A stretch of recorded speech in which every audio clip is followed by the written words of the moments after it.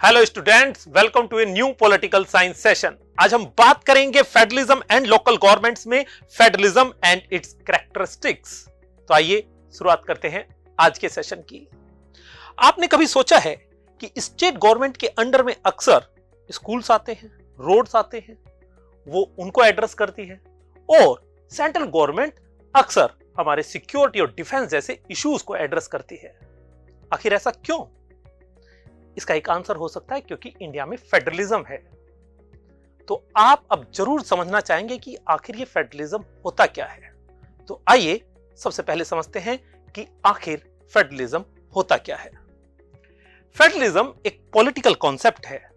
इस political concepts में power divide होती है बिटवीन टू और मोर लेवल्स, यानी कि एक सेंट्रल गवर्नमेंट जिसको हम अक्सर फेडरल गवर्नमेंट भी कहते हैं, और स्टेट गवर्नमेंट।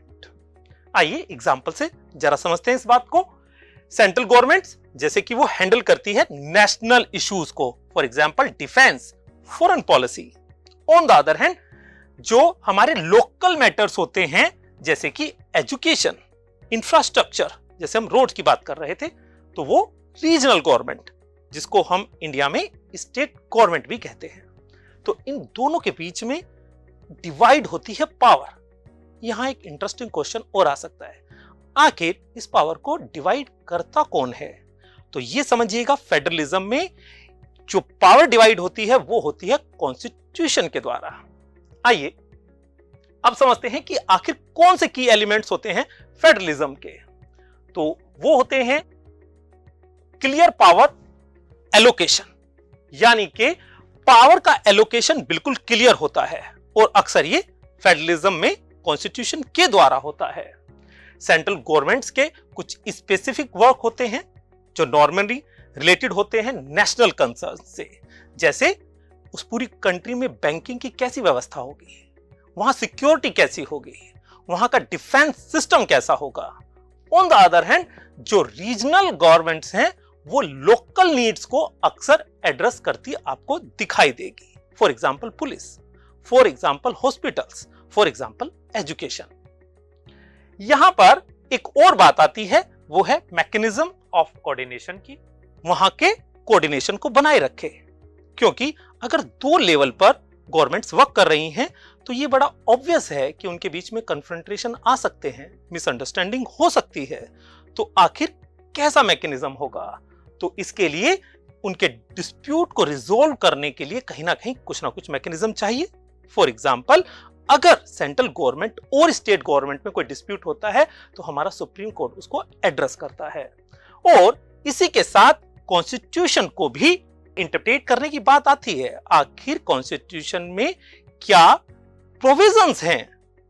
तो ये भी एक स्पेशल बात है जिसको हमें समझना है कि constitution and the supreme court, ये दोनों ही बहुत वाइटल और प्रोफाउंड रोल अदा करते हैं किसी भी फेडरल सिस्टम में। आइए अब जरा समझते हैं कि फेडरलिज्म में पावर डिवीजन कैसे होता है। तो हम देख सकते हैं कि एक लोकल लेवल पर हो सकता है, बिल्कुल लोकल लेवल पर। नॉर्मली अगर मैं वर्ल्ड वाइड बात करूं तो आपको नॉर्मली मिलेगा 2 लेयर्स, जैसा अमेरिका में एक फेडरल यानी कि सेंटर और एक स्टेट। लेकिन इंडिया में अगर आप देखेंगे तो आपको एक तीसरा लेवल भी दिखेगा, है ना, जिसको हम अक्सर शहरों में एमसीडी बोल देते हैं और विलेजेस में पंचायत बोल देते हैं। तो एक लोकल लेवल जो कम्युनिटी स्पेसिफिक होता है, जैसे आपके लोकल पार्क्स हो गए, प्राइमरी स्कूल्स हो गए, है ना, तो एक डिवीजन तो हमें यहां पर दिख जाती है पावर की। एक फिर स्टेट के लेवल पर जो चीफ मिनिस्टर होते हैं कंसर्न गवर्नमेंट्स के, कंसर्न स्टेट्स के, है ना, वो स्टेट के जो अफेयर्स होते हैं, एजुकेशन, ट्रांसपोर्टेशन, हेल्थ, इसको एड्रेस करते हैं। तो एक पावर डिवीजन स्टेट के पास। और फिर फेडरल जिसको हम अक्सर सेंटर भी कहते हैं, वो नेशनल इश्यूज के ऊपर अपनी पावर का यूज करती है। फॉरेन पॉलिसी हो गई, डिफेंस हो गया, बैंकिंग हो गई। और ये जितने भी लेवल हैं ये अपने जुरिडिक्शन में वर्क करते हैं और साथ ही साथ एक कोलैबोरेशन भी बनाए रखते हैं। ऐसा नहीं हो सकता कि ये सभी गवर्नमेंट अपने आप में बिल्कुल अलग हों, तो एक कोलैबोरेशन की भी लगातार जरूरत पड़ती है। आइए अब फीचर्स ऑफ फेडरलिज्म की बात कर लेते हैं। तो हम यहां पर देखते हैं सबसे पहली बात डुअल सॉवरेनिटी, इसको हम एक्सप्लोर करेंगे। इसी के साथ शेयर्ड रिस्पॉन्सिबिलिटी कि आखिर कॉपरेशन के वो कौन से एंगल हैं जो जरूरी हैं फेडरलिज्म के लिए, और इसके बाद हम चेक्स एंड बैलेंस की भी बात करेंगे। तो आइए समझते हैं सबसे पहले डुअल सॉवरेनिटी की। डुअल सॉवरेनिटी का आखिर मतलब क्या है? डुअल सॉवरेनिटी का अर्थ है कि जो दोनों लेवल पर गवर्नमेंट हैं, और अगर इंडिया जैसे देश में 3 लेवल्स पर जो गवर्नमेंट्स हैं वो अपनी अथॉरिटी में काम करेंगी और वो सुपीरियर भी होंगी। इसको थोड़ा सा और अच्छे से समझने की कोशिश करते हैं। अगर कॉन्स्टिट्यूशन ने स्टेट गवर्नमेंट को कोई वर्क दिया है तो स्टेट गवर्नमेंट उसमें एक तरह से सुप्रीम है, यानी कि उसकी सॉवरेनिटी है। और अगर सेंट्रल गवर्नमेंट को कोई वर्क दिया है, फॉर एग्जांपल डिफेंस का, तो वहां पर स्टेट गवर्नमेंट अपना इंटरफेयर नहीं कर सकती, वहां पर वो सॉवरेन है। तो हमने समझा डुअल सॉवरेनिटी क्या है। इसको और थोड़ा सा एक्सप्लोर करते हैं कि यहां पर इंडिपेंडेंट अथॉरिटी होती है ईच लेवल, यानी कि local, state and centre. Jurisdiction specific law making होती है, यानी कि उन मुद्दों के ऊपर जो एक स्टेट के अंडर आते हैं, फॉर एग्जांपल पुलिस का, है ना, एजुकेशन का, तो वहां पर स्टेट गवर्नमेंट, स्टेट लेजिस्लेचर ही लॉ बनाएगा।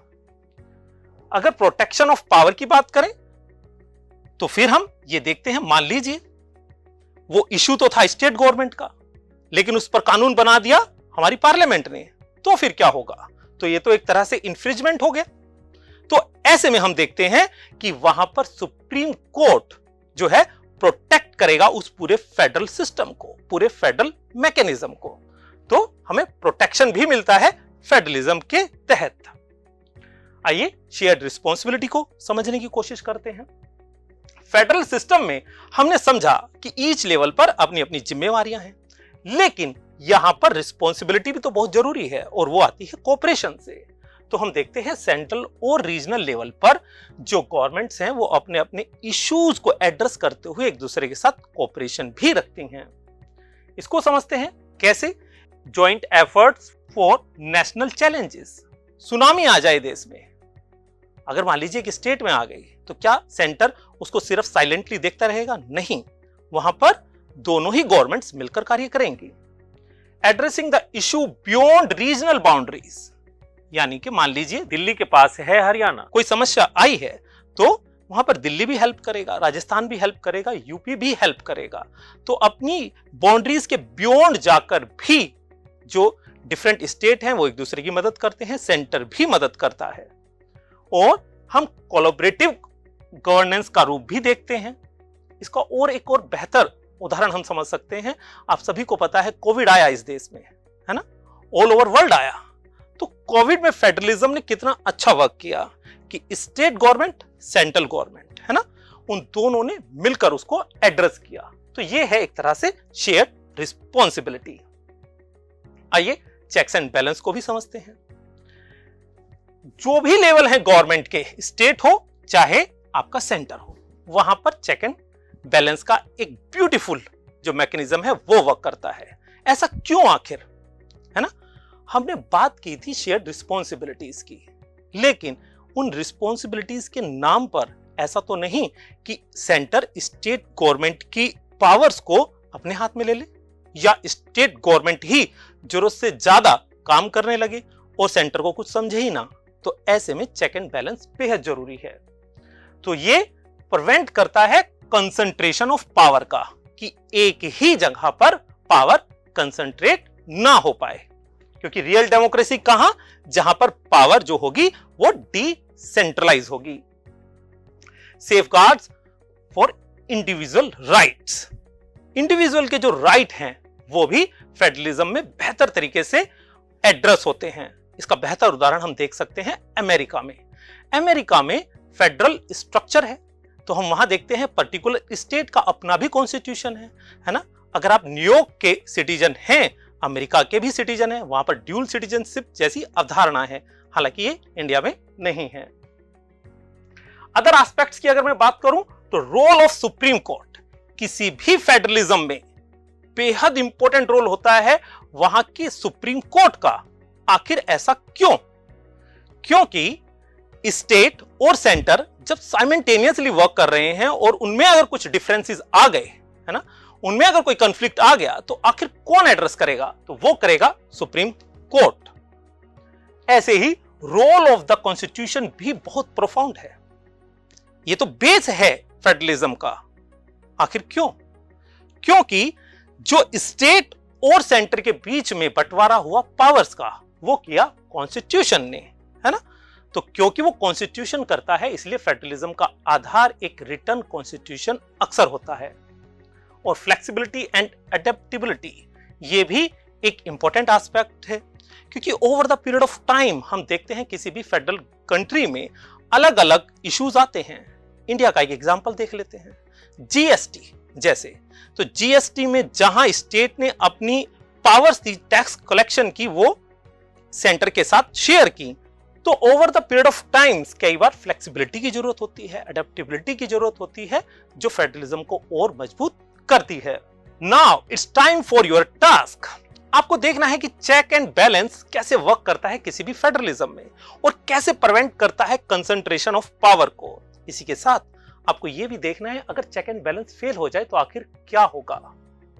इस सभी की चर्चा कीजिए अपने पेरेंट्स के साथ, अपने फ्रेंड्स के साथ, अपने टीचर्स के साथ। We will meet a new session. Till then keep learning. Bye bye.